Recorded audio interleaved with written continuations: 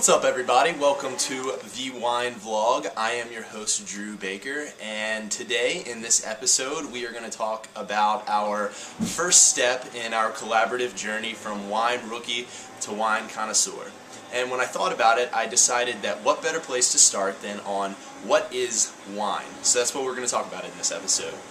First off of that, we are going to define wine, and the definition that we are going to use today and in future episodes for wine is an alcoholic beverage made from the fermentation of grapes. And what fermentation is a chemical reaction that takes place where sugars are converted into alcohol. And a lot of times yeast is used as a catalyst in this reaction. So now that we know what wine is, we're going to go through a few classifications by which we are going to define grapes that are used in wine.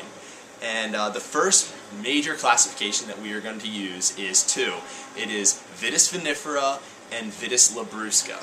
Now I know these are crazy big words and I had to look them up and figure out exactly what they were. But basically Vitis labrusca, we'll go into that first because we're never really going to talk about these again. But Vitis labrusca grapes are native to the New World. In other words, they are grapes from North America originally.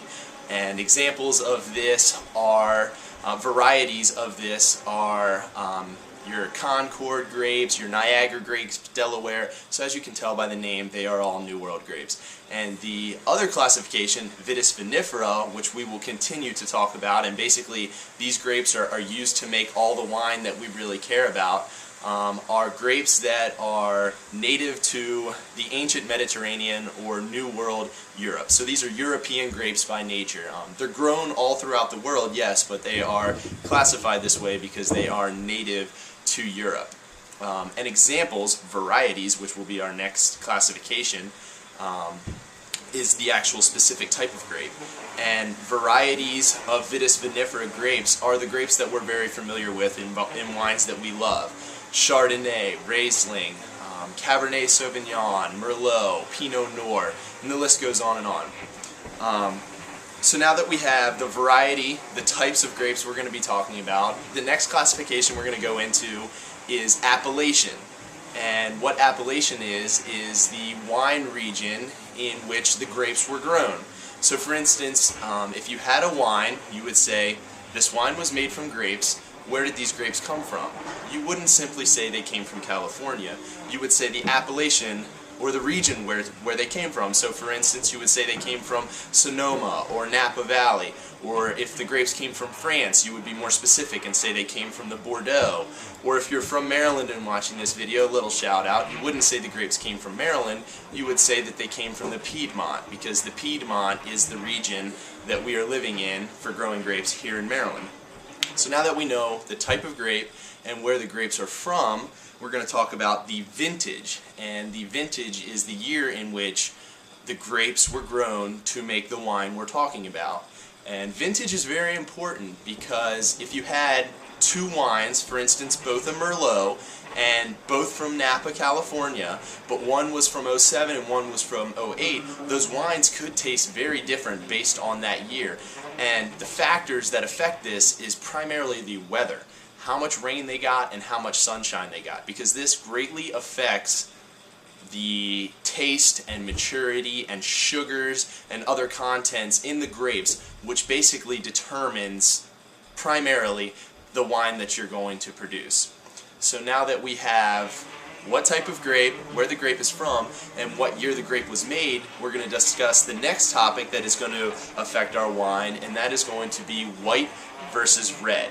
Now you're probably thinking to yourself, this is a no-brainer, it's the color of the grape. That is not actually the case, because the juice inside of all grapes that is made to use the wine is always an off-clear color. So what determines whether the wine is red or white is actually by the process by which it's made. So we'll start with a white because there's really nothing done in this process. Let's say a Chardonnay.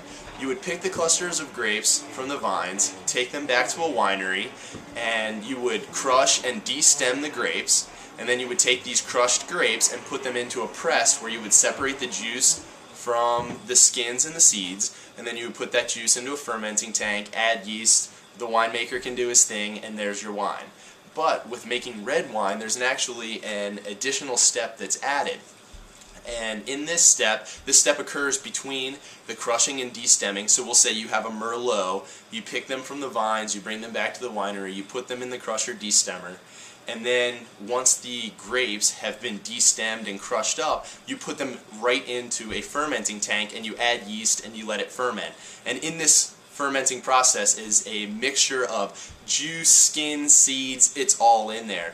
And basically what happens in this initial step of fermenting is alcohol is being created, but additionally the grape skins, the pigment from the skins is dyeing the color of the juices, that deep red that comes from the skins. So then when you take, after a month, you take the juice and skins and you put them into a press, you separate the juice from the skins and seeds, and at this point the juice you're separating out has its color.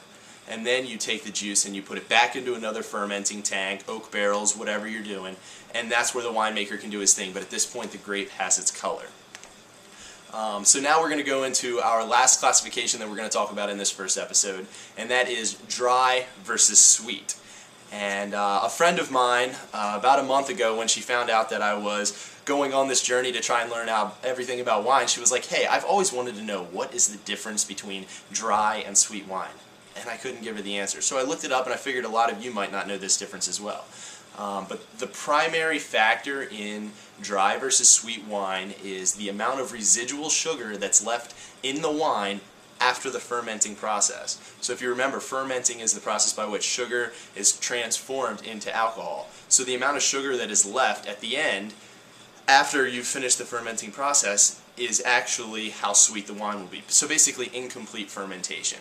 So you might be thinking sweet wines have lower alcohol content. That is not necessarily the factor, because there are other things that are done to create a sweet wine. And the biggest thing that is done is the grapes are more mature. They leave the grapes on the vine in the vineyard longer so that the grapes can mature more and the sugar content can continue to rise.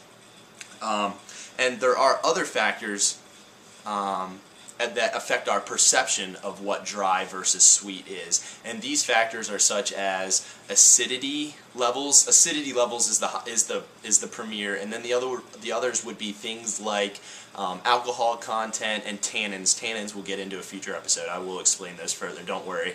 But basically you could have a wine that is sweet, so there is still residual sugar in there, but if the acidity content is really high or the alcohol and tannins are really high, you may still think that it is a dry wine. It may be perceived as dry even if it does have residual sugar. So there are some other factors that play in other than just simply the residual sugar count. So that's all the classifications that I have for the simple, broad definition overview of wine. I have two questions, and I'm going to do this in future episodes. The first question is going to be for all you wine rookies, and that is there anything that I did not explain thoroughly enough? Is there anything that you would like me to go into more detail about, or anything really broad, defining of wine that you would like me to talk about? And the second question I have is for all you wine connoisseurs, and that is, was there anything that I blew over that I needed to be more specific about? Or worse yet, was there anything that I misspoke on? Because I'm not perfect, I'm still learning all this stuff. So if I said something wrong, please feel free to correct me. Leave a comment, I will respond to all your comments. And I look forward to seeing you guys next time. Be safe, be smart, don't drink and drive. Peace.